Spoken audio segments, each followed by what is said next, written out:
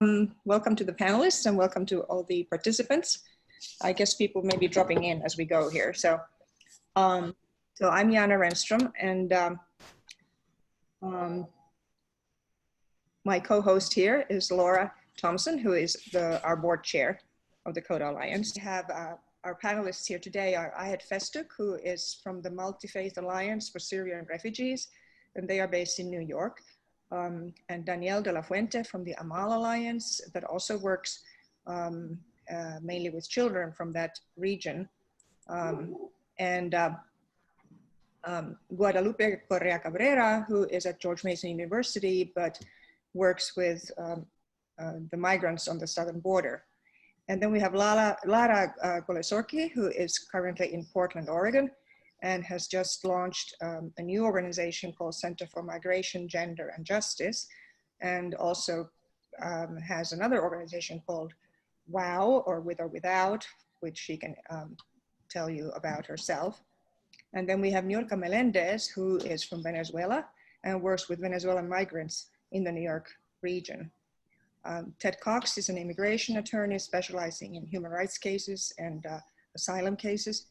And Vanessa Robinson is with Good Counsel, whom we know very well from the Center for Social Innovation, where we are ourselves. They do a bunch of good things. So all of them will tell you about their work. And what we wanted to do is have them actually speak to all the issues in turn. And then, we have a Q&A at the end. Okay, so we'll start with Ahed. You want to go first? Yeah, sure. So do you want me to start now? Yeah, go ahead. Thank you for coming. Sure. So thank you so much for giving us the space today to share our stories.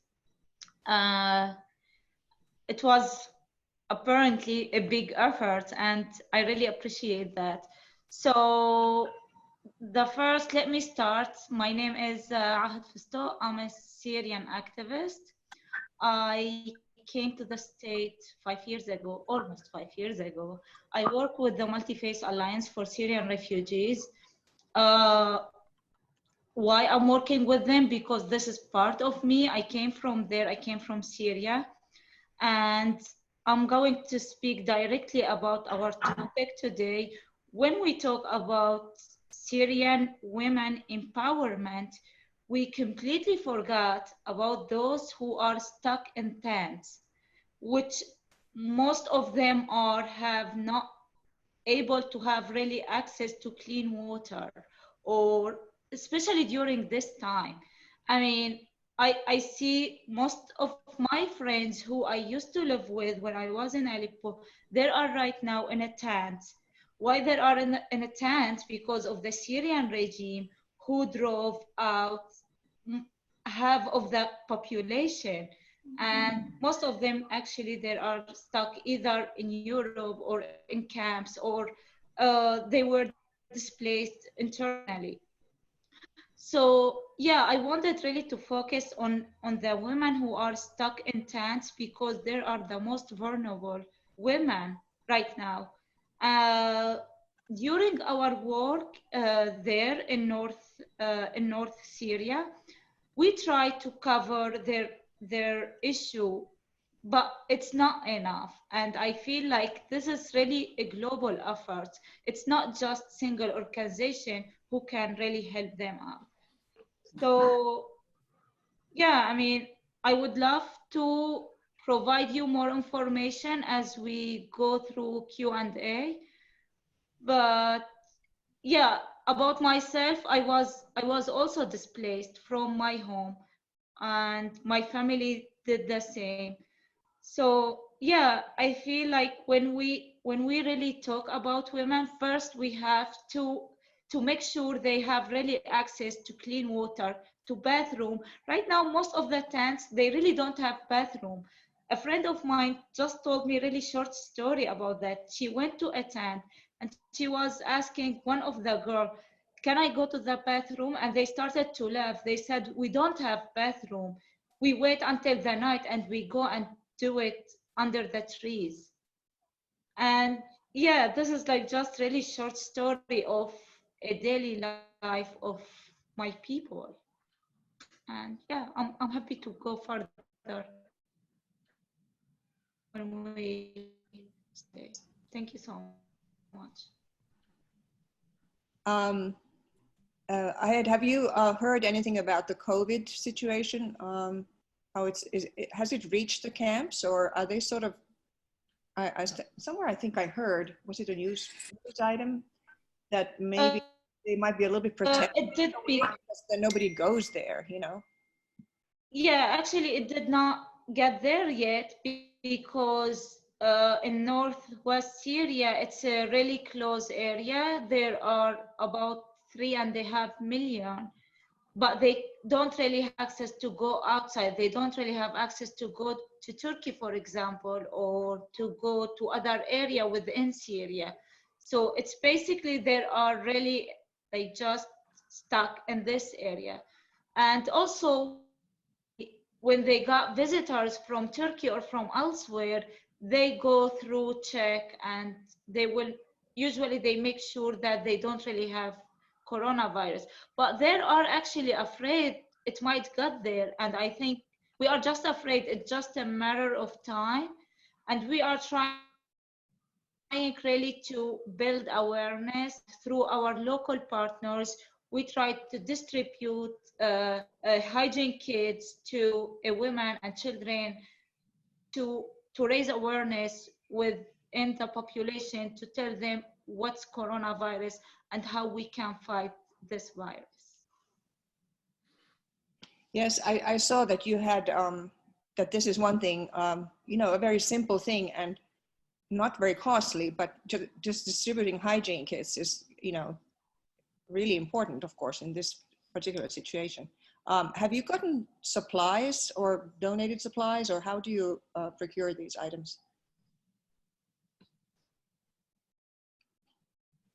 Yeah, we do have, but it's not really a lot. It's not as it should be. And we always really would love to reach out more people. Always we try to get more donors to help us. And yeah, sometimes we really succeed to do this. Sometimes we don't, especially at this really challenging time. And most of the organizations are focusing on their communities. And when we tell them about like the Syrian crisis and how we really need to help them, to help there, and it's really urgent. Yeah, some of them, they really help us, but yeah, we always actually need more help from suppliers or from donors. Yeah, this is kind of what I'm afraid of, is that, you know, in a crisis situation like this, of course, everybody in a way turns inwards and tries to protect those closest to them. And other people kind of fall by the wayside, perhaps. And as an organization, has this affected you? You know, here in New York. I mean, we all are working from home. Me and my colleagues. We still ship. Our shipment's still going in Syria. A little bit is slowing down, but we are able to get the supplies to people there and to the hospitals that we are helping. So right now it's like kind of, we are still operating the same way we used to. It just we are working from home. Right. Yeah, a little bit slower than before. Right. Okay, good.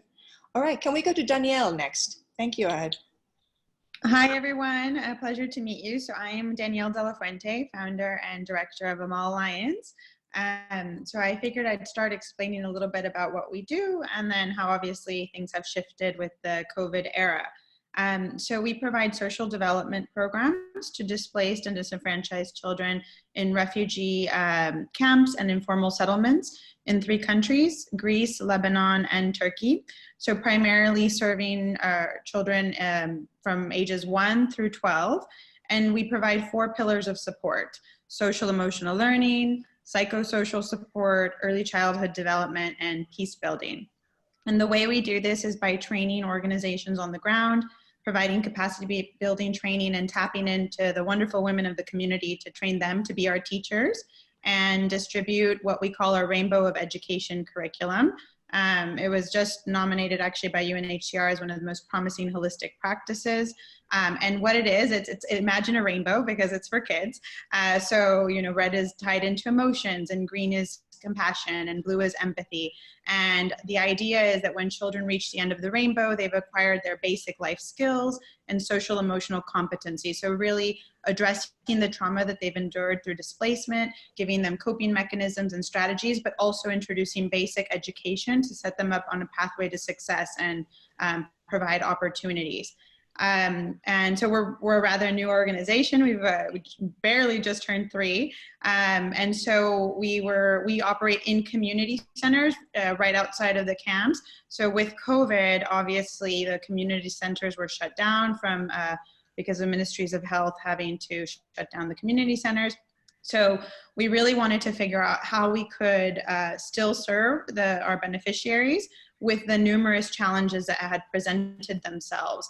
So for instance, you know, one, we serve a community that has undergone tremendous amounts of trauma.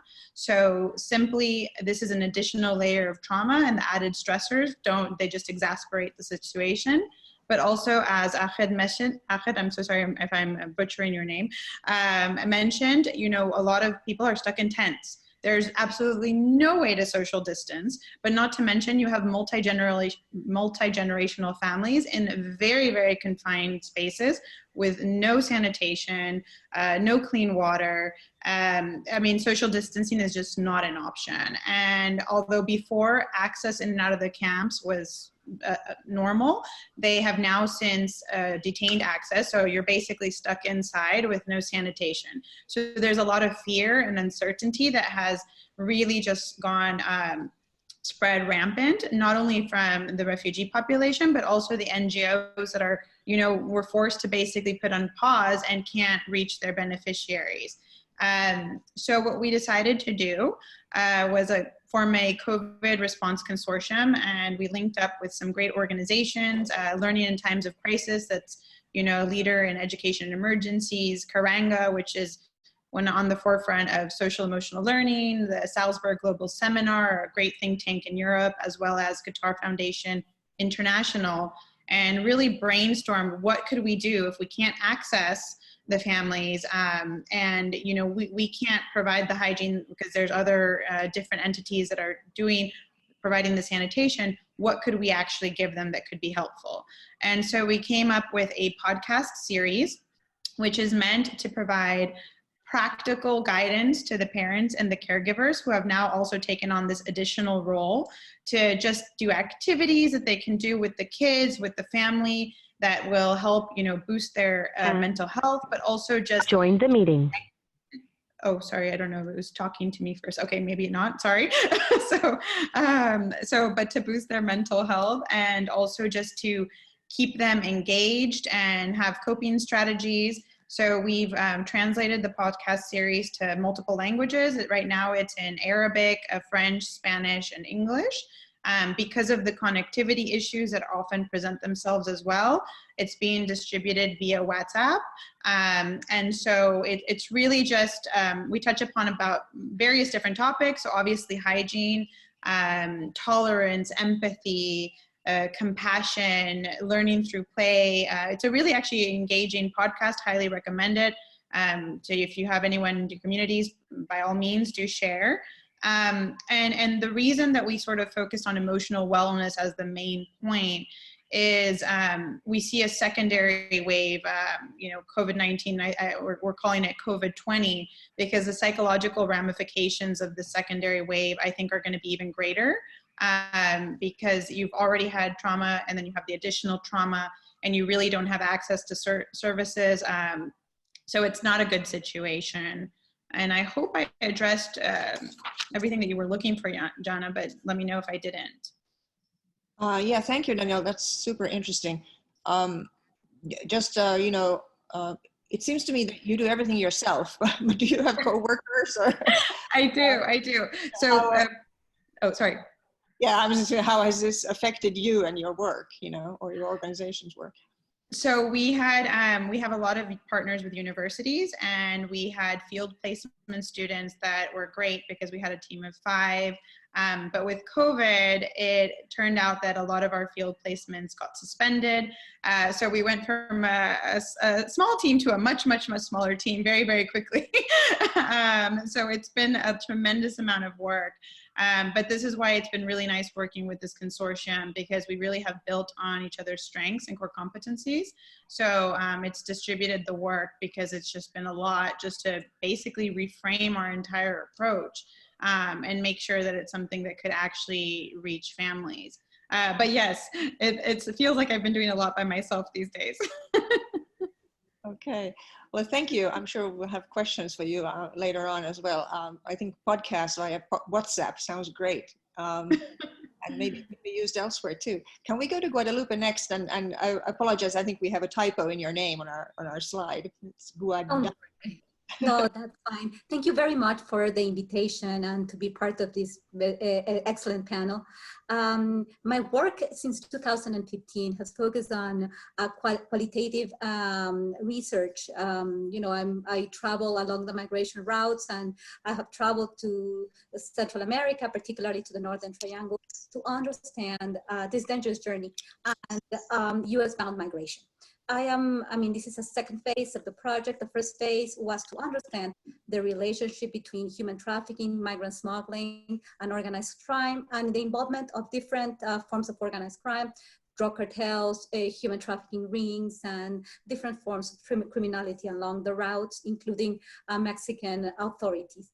So I went for a year and a half, and I was traveling and interviewing migrants, lawyers, activists, human rights advocates, and a series of actors that knew about human trafficking, migrant smuggling, and organized crime.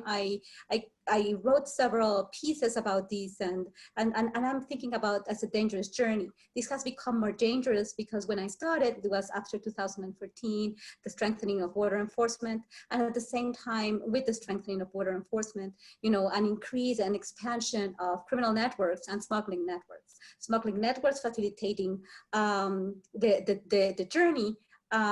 Because there is this, the push and pull factors. The main factor that I have seen is the push factor, the pull factor of work. This double discourse where you kind of close the border, but at the same time, selectively open the border. The problem with women in particular, we have been observing more women and children, more families arriving to the United States to apply for asylum. At some point, some of these families were successful. In the Trump years, particularly since 2018, 2019, with MPP and the policies the migration protection protocols and metering, but people have to wait a lot of time. To apply for asylum, and many of them, even if they apply for asylum, they go back to Mexico. This has gradually, extended throughout the border. So people are in big danger. I studied the criminal networks in Mexico. Mexico is not a safe country, and now we have camps like in the city of Matamoros, a border city with Brownsville in the state of Texas. We see a camp of people that are waiting for asylum. In the COVID-19 era this problem is magnified with the partial closure of the borders of the United States with Canada and Mexico. There's no way anybody can apply for asylum, and people, when they are arrested, when they're apprehended between the port of entry, through the port of entry, nobody can apply for asylum, and those from the Northern Triangle, I don't really know exactly because there's not a lot of information of what is happening and how many people have been deported from other countries to their countries of origin. But the people from the Northern Triangle, in an agreement with the Mexican government, the United States decided to deport them immediately, even though they are children. Things are not very clear in this regard. We have seen very lately reports of people being deported with COVID-19. It happened first in Guatemala, and we don't know how many more people are deported to Mexico with the virus. The problem is that also we have a network of migrant shelters, the conditions of the migrant shelters. I visited a lot of them. I interviewed like 450 people in the first phase, and now, you know, I cannot continue my second phase of my research, but the conditions at the shelters, without hygiene, without, you know, correct water, and people having to be very close to each other, this is really worrisome. In the city of Nuevo Laredo, that has a border with Laredo, Texas, just very recently, the director of the shelter got infected from COVID-19. Well, I mean, you can imagine what can happen if one of the migrants, of one of the personnel, the staff of the shelter get infected. It's gonna, I mean, the conditions are extremely complicated. This is also combined with the fact that the Mexican cartels are not getting enough money from the regular businesses, and right now they can recruit to kidnapping, to extortion. So the problem is magnified. The connection between smuggling and trafficking also magnifies, and this is a problem for women in particular. Women and children are in greater danger. I mean, when you're talking about the human trafficking rings, and I mean, of course, these rings affect women, men, and children, but women and children are more affected because of the way that they are involved in sex trafficking, in forced prostitution. So, I mean, the COVID-19 pandemic is putting people in great danger. The criminal networks are operating massively here, and we don't know what will happen and until when asylum seekers are going to be staying in Mexico and will have to leave, and they will be willing to do whatever for the networks that want to recruit them. So the situation is very complicated, and unfortunately, we're not able right now to confirm cases. The data are, you know, very limited. Human trafficking cases of migrants. I mean, the government does not have even the records of 50% of the people. One article in August of 2019 showed that 50% of the migrants that are trafficked, the government has not recorded the country where they are coming from. So there is problems in every sense. Law enforcement has a lot of, I mean, there's a lot of corruption, and at the same time, with the migration protection protocols and the agreements between the Mexican and the U.S. government, the Mexican government decided to bring their new police force, military force, the National Guard, and there is kind of like a focus on enforcement.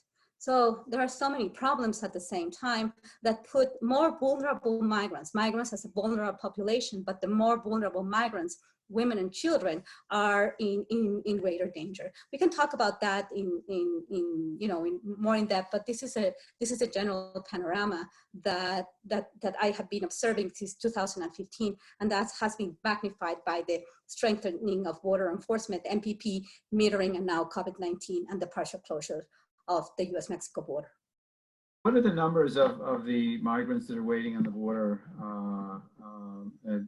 as far as you can tell?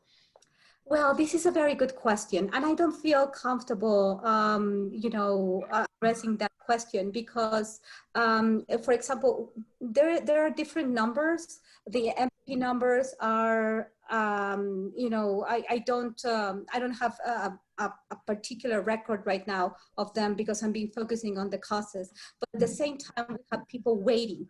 So we don't really know how many people are waiting on the Mexican side of the border. We have people that are waiting to apply for asylum, and on the other hand, we have people that are returned. And the people that are returned through MPP is a small portion of the important number of people that are waiting to apply for asylum. Because of metering, since mid-2019, people have to wait a lot, and they are starting to form either camps or they stay at the shelters. For example, in Ciudad Juarez, we have a multiplication of shelters, and the Mexican government created a shelter, but I mean, these people are waiting to apply.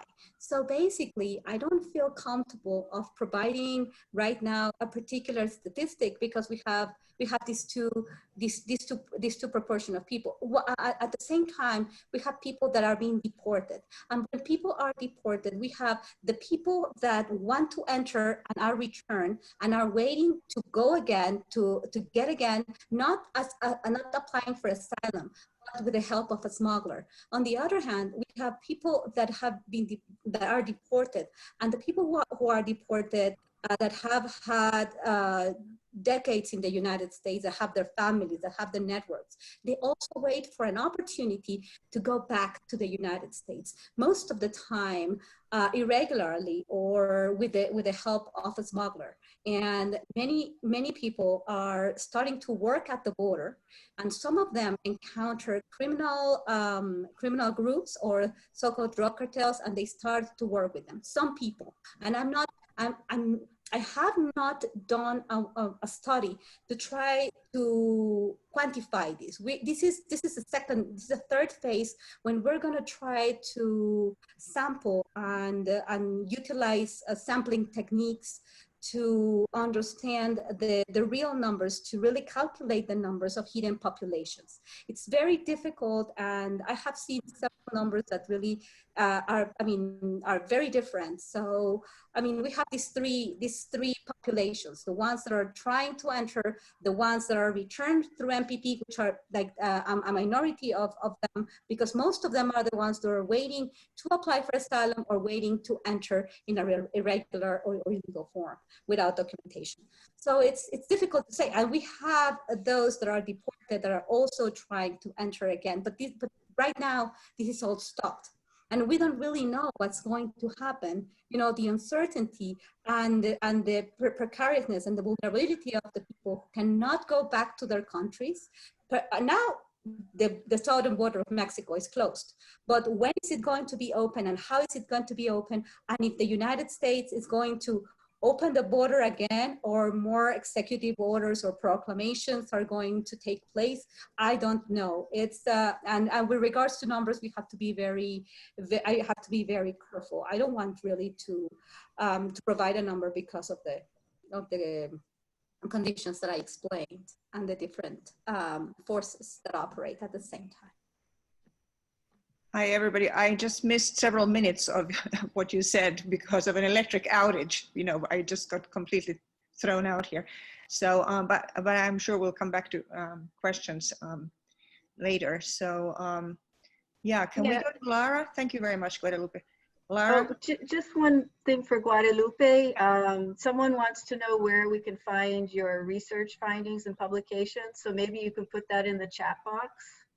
Absolutely. I will put my university website, and there is a list of all my publications and my address and everything. So if you don't find one of my publications, you know, because it's kind of a journal that is closed for your institution, let me know and I will send it to you. So I'm going to put here like my university website and my address, of course. Great. Yeah, Lara, welcome. Are you with us?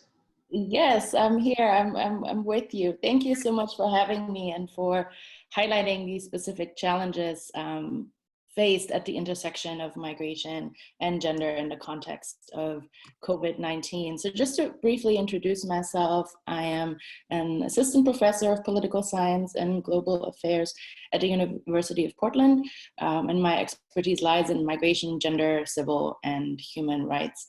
And I'm also the executive director, founder, and director of advocacy at the Center for Migration, Gender, and Justice.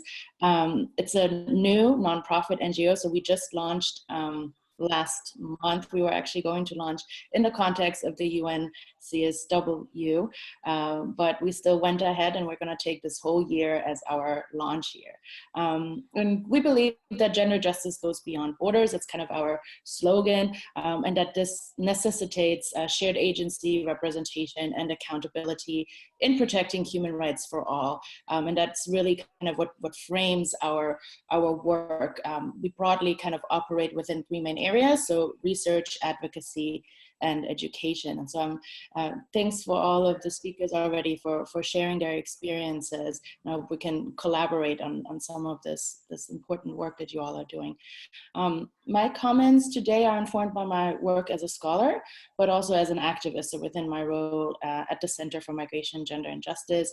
And I'll mainly focus in terms of the geographical area on Europe, Germany specifically, because that's where my other NGO is based, WOW, but also kind of the Middle East and migratory movements between the Middle East and then Europe, focusing specifically on women, girls, and LGBTQIA+ folks, and how COVID-19 has kind of affected two main areas within these migratory dynamics. So on the one hand, entry, so resettlement and migratory routes between Europe and the Middle East, and then also access to rights in host countries, particularly in Germany. So just to kind of frame this kind of intervention here with regards to entry and resettlement, just giving you a little bit of context here. So on March 17th, the IOM and the UNHCR announced a temporary suspension of resettlement for refugees due to COVID-19. And in their statement, the organizations noted that as countries reduced entry into their territories because of COVID-19, travel arrangements for resettling refugees have been kind of subject to severe disruptions. And as a result of that, IOM and UNHCR then suspended resettlement departures for refugees.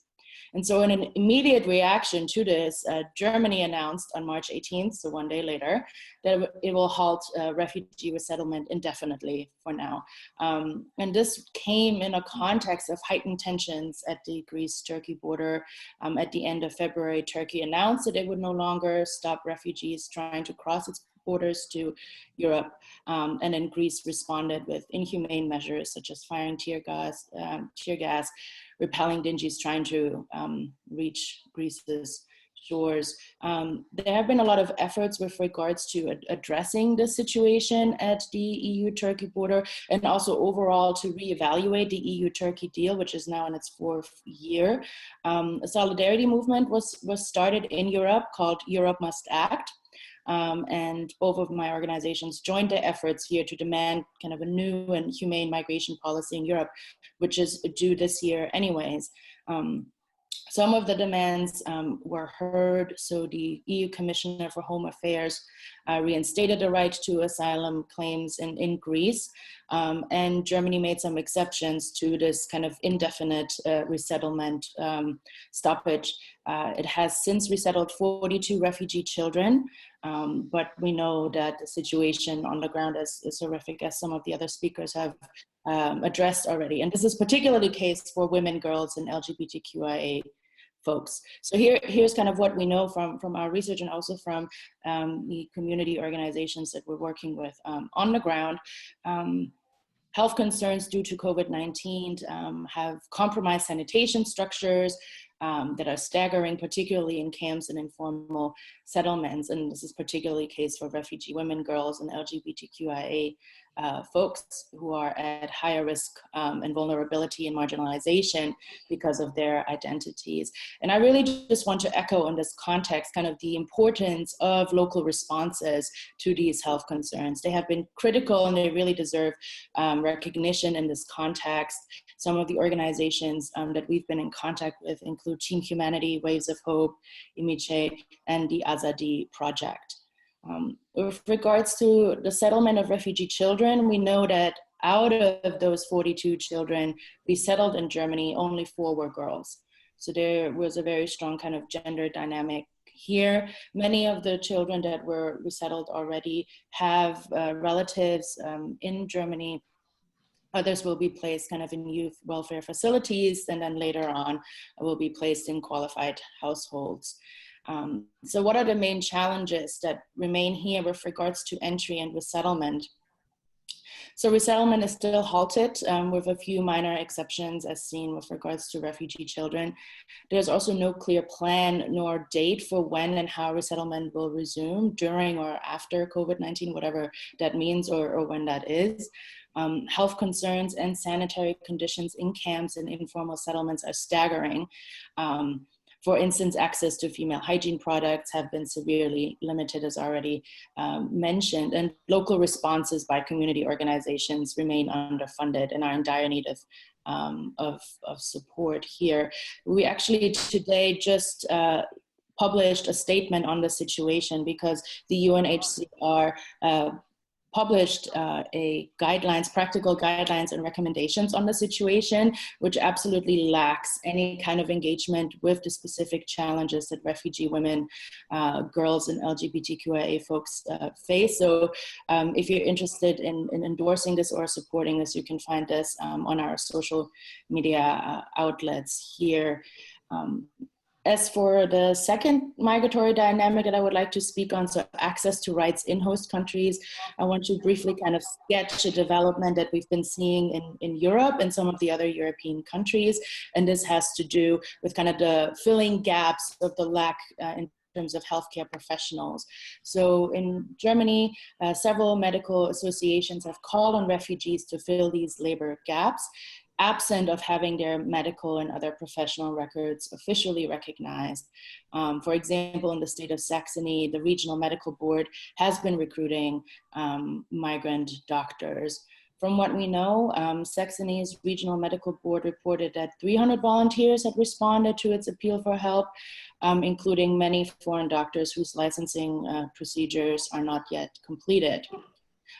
We see at the Center for Migration, Gender and Justice, we see this a little bit with a cautious eye, this whole idea of refugees to the rescue, given the otherwise limited access to the labor market and also limited human rights protections. So the challenges that still remain here in this context is that this kind of refugees to the rescue dynamic is only a short-term solution with unclear trajectories for long-term labor market access.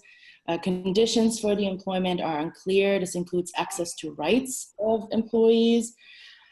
Working without officially recognized documents may cause problems in the long run, not only in terms of labor market access, but also in terms of migration status. And then there's this other dynamic, of course, in the socio-political context to consider is that the appeal alone to have, to recruit refugee healthcare professionals has already resulted in a significant backlash from the right in Germany, including calls for refusal of treatment in hospitals that are employing refugees within this context. So just wanted to finish with this, that we know that the healthcare system is disproportionately served by women. So with this kind of call for contributions and stepping up and filling these labor gaps, we also know that this will be very much a gendered process. And so the impacts of this will also have specific gendered effects.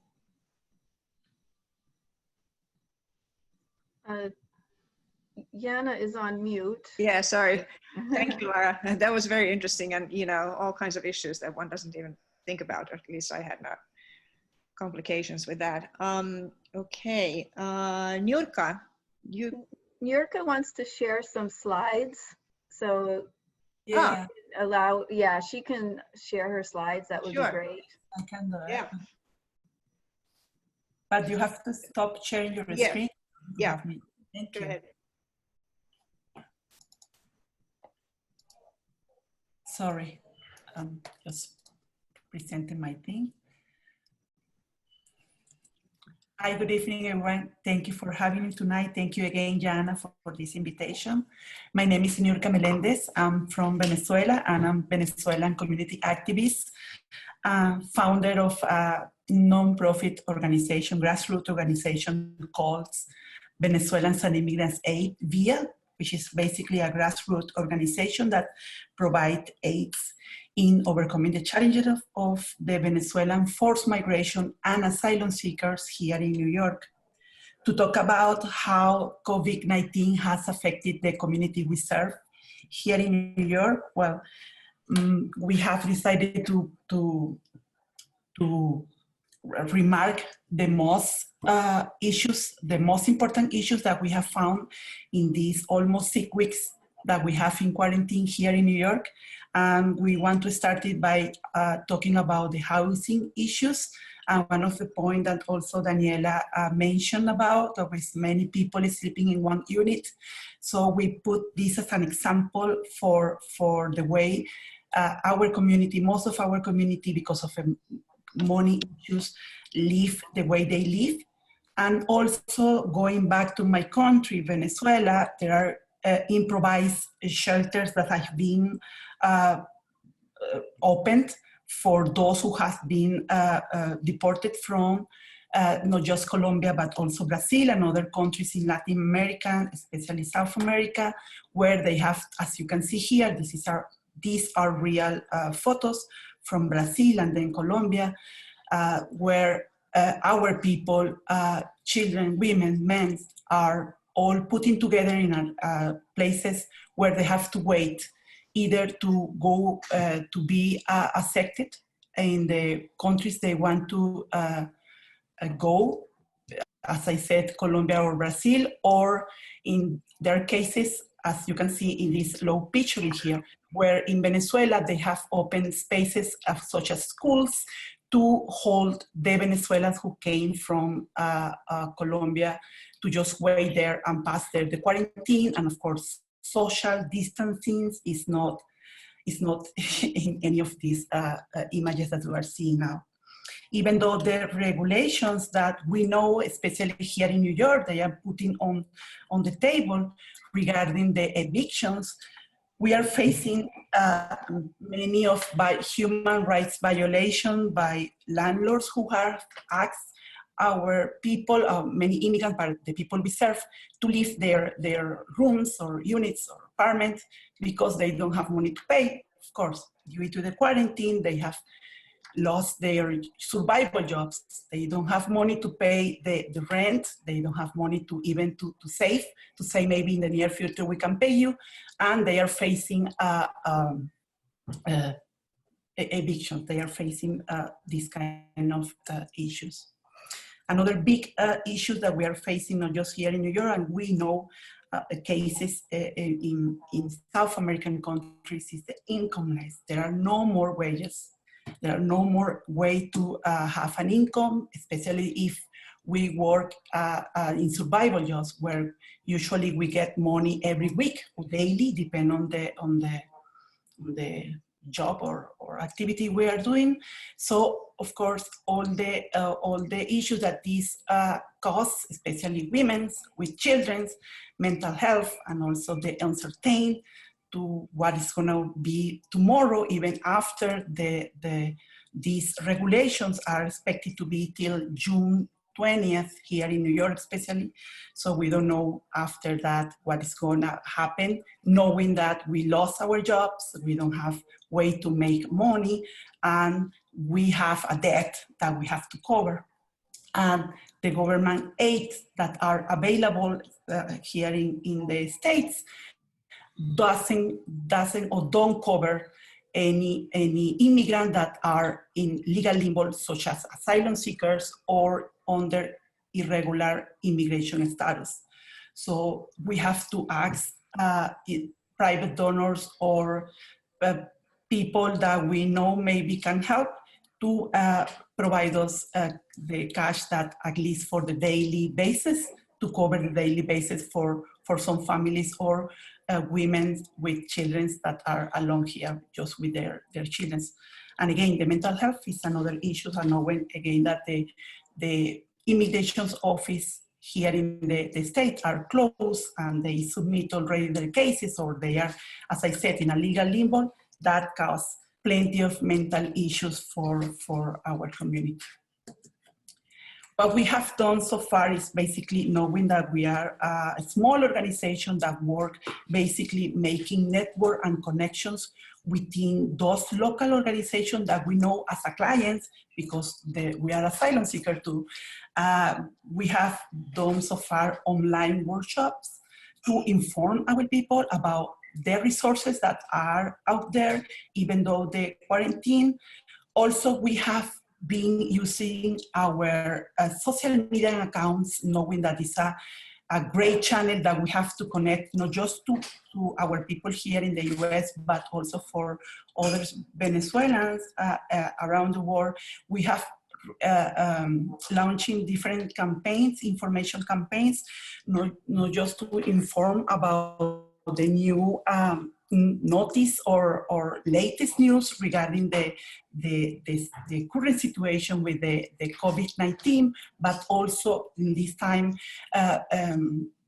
putting again on the table the international protection, such as TPS, that we as a Venezuelan, as our community needs, especially in this time when we can see and we can notice how vulnerable not just women and children can be in these times, but also those who are in a legal limbo. Language assistance, of course, knowing that English is not our first language, communicate with these services, calling to 311, calling to 911 sometimes can be a big challenge for plenty of people. So we provide not just over the phone, but translating emails. That's the way we can also serve our community in this quarantine time. And as I said before, working with other local organizations to close the gaps between the organization and the community we serve, and noticing, and this is something that is not in our slides.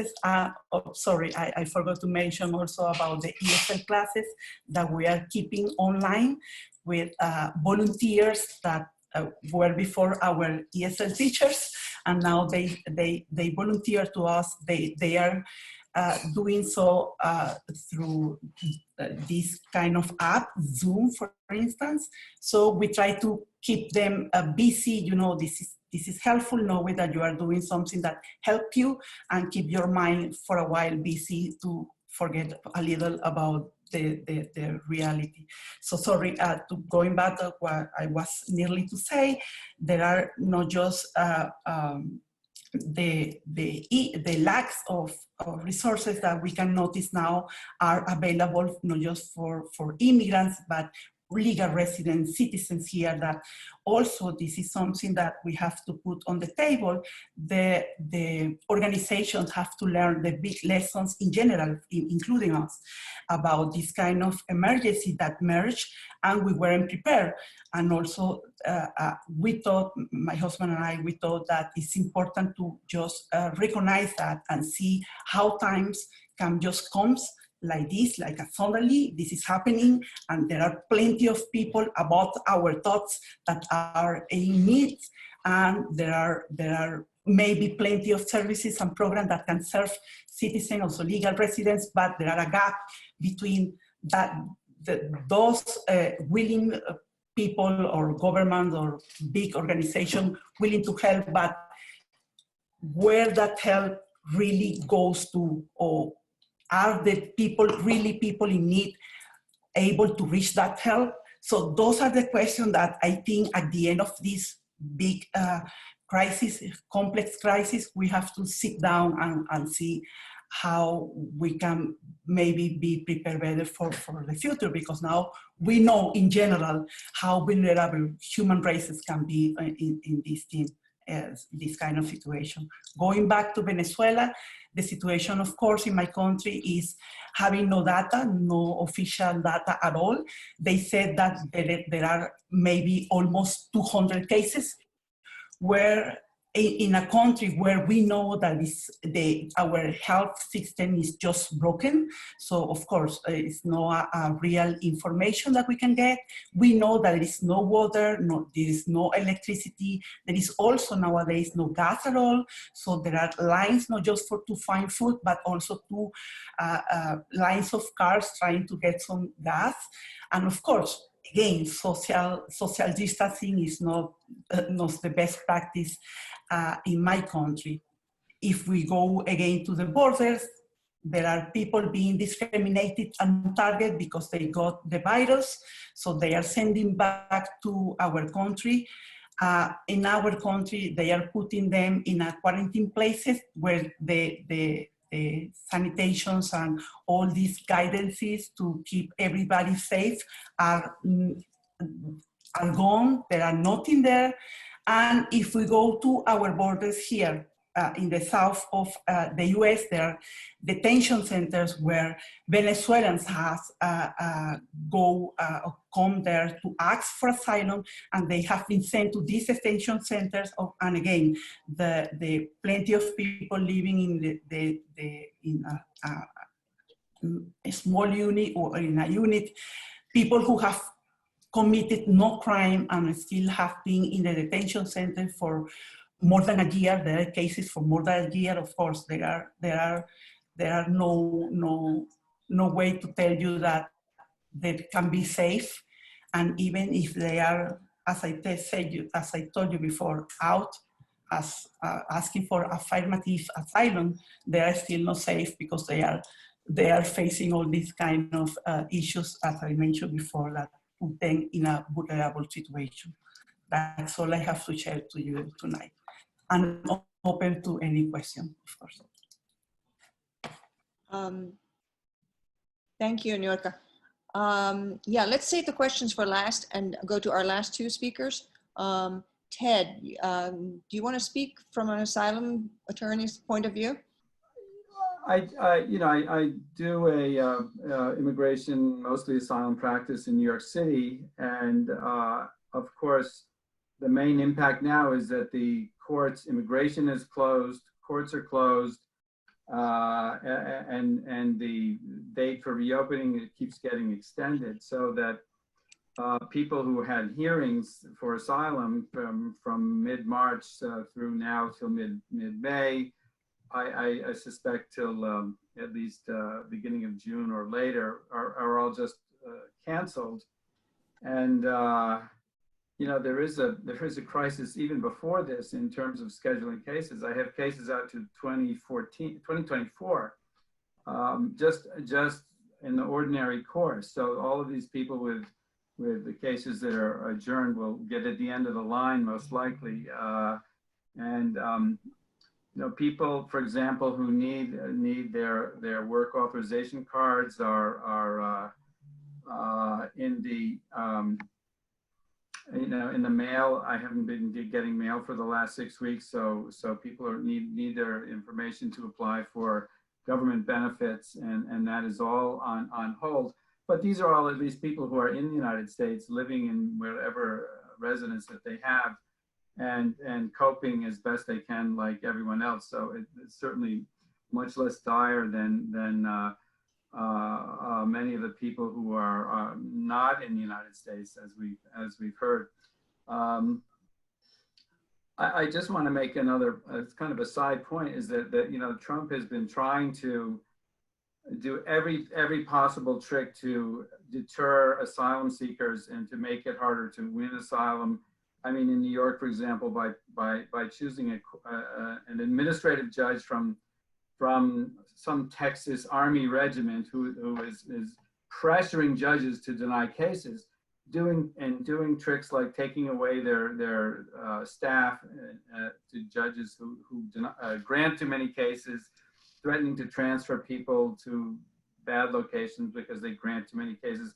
I mean, the pressure is coming from every possible angle to reduce access to asylum status in the United States.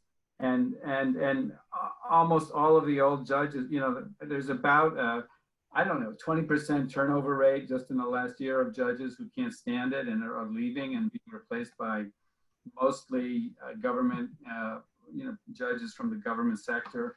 So that the situation was bad already, but and with the delays with the closures from COVID, both from courts and immigration, it's extremely frustrating for people waiting for, to reunite with families, which is possible if you win a case, and everyone is impacted in that way.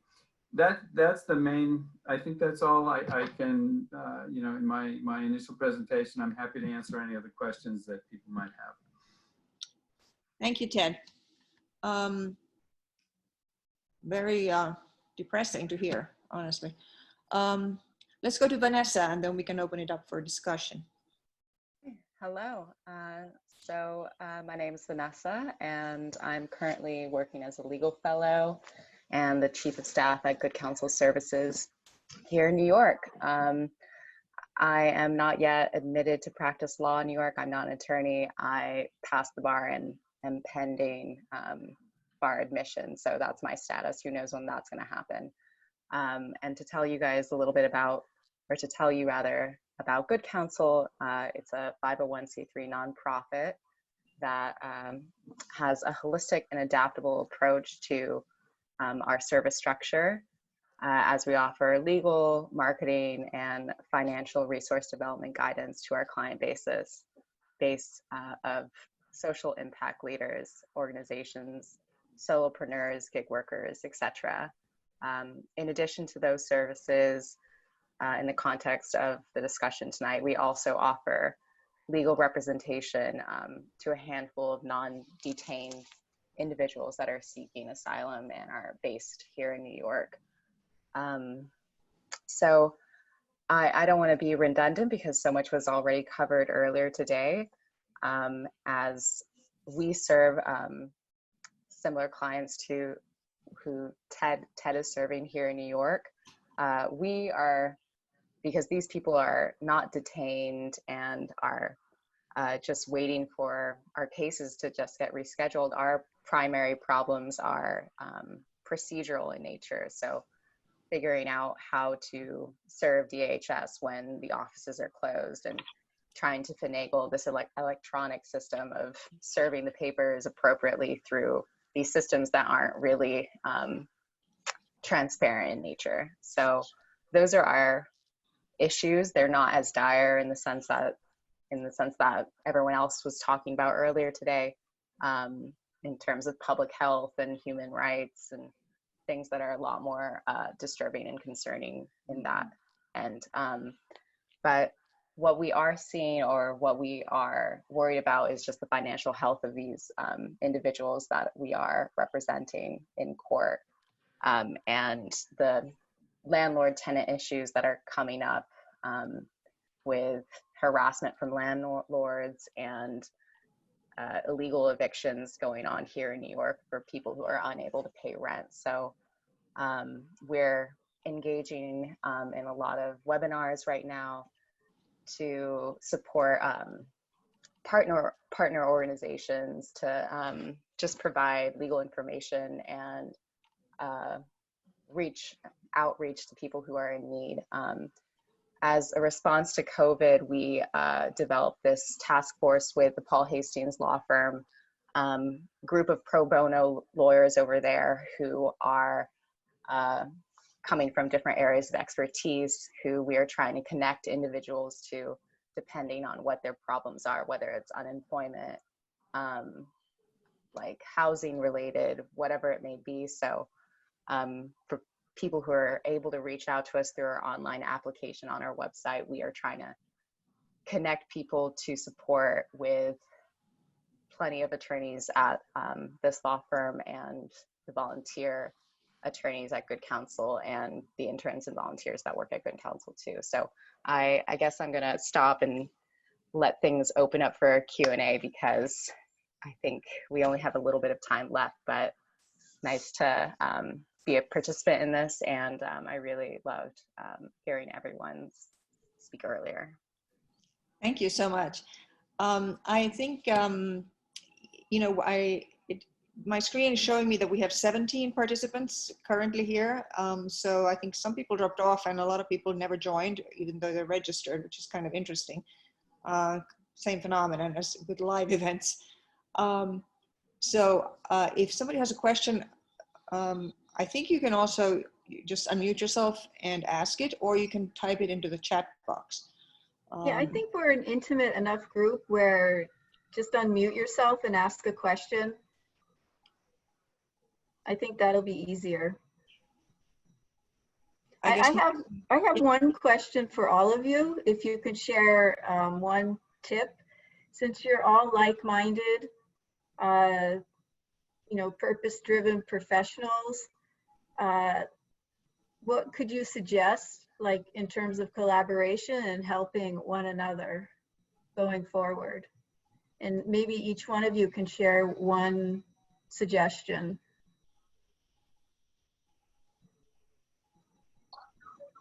Hello. Hi, everybody. Nice to meet you. My name is Maria Andreina Zuluaga. I am from Venezuela, as well Niurka. My suggestion is that we can try to get sorry. So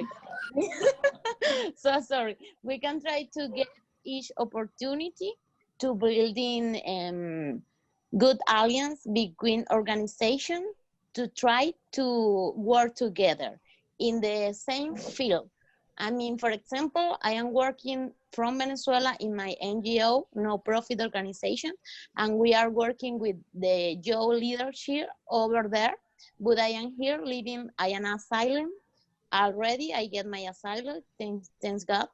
Also, I am so grateful because in New York, there are many organizations that bring me her help for free, like VIA, like RIF, like Cabrini Immigration Service. I think we are all together working with the same goals. If we try to work together, absolutely, I am sure that we get the goals. I think that we are global citizens and doesn't matter about our nationality, about our ID, because in this moment in the COVID-19, as well, like Niurka talked about, we don't wanna build more discrimination, because like immigrants in our country, I mean, I am super grateful with this country, but it's a reality. We are facing a lot of discrimination in many areas. In the economical area, in the political area. For example, United Nations, we are working in the 17 social development goals, and we are working to try to get the goal of the 2030 agenda. And they had a proposal, no leave no one behind, but like personal goal and like organizational goal, we are proposing like no leave or skills behind, because we are person that we are working for our community from many years ago, even from my country, and not just only to Venezuelan Joe. Also, I am working to regional level in, for example, because the reality in Venezuela, not is just only about Venezuelan youth, it's also many Venezuelans go out to the country going to get a better life. So these people is going to another country around our community, like Colombia, Ecuador, and Argentina, and this is not only national problem. This is a regional, and also this is a global problem, because we had a lot of issues we had to deal with.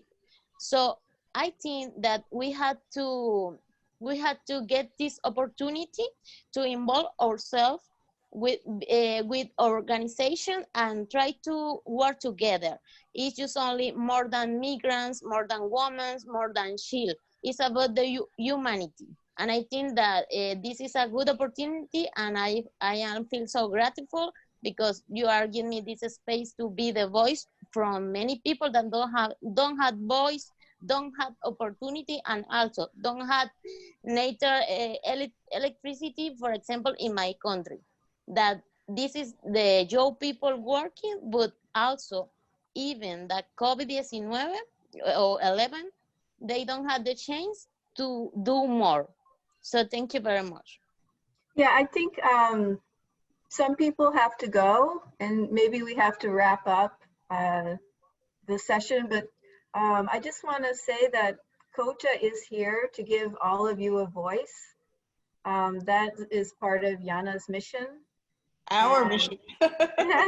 Kota's mission, yes. So thank you, Maria, for sort of bringing that up. And yeah, Danielle, I believe, has to leave. So if you have any parting words, thank you for, sharing your story with us as well.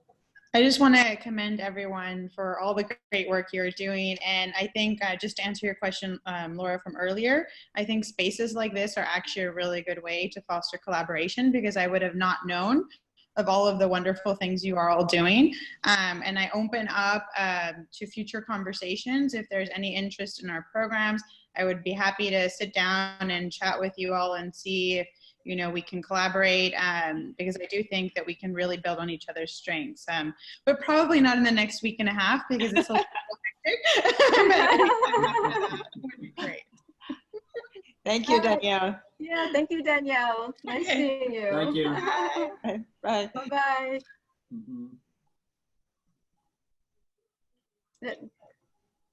Does anyone want to add anything before wrapping it up?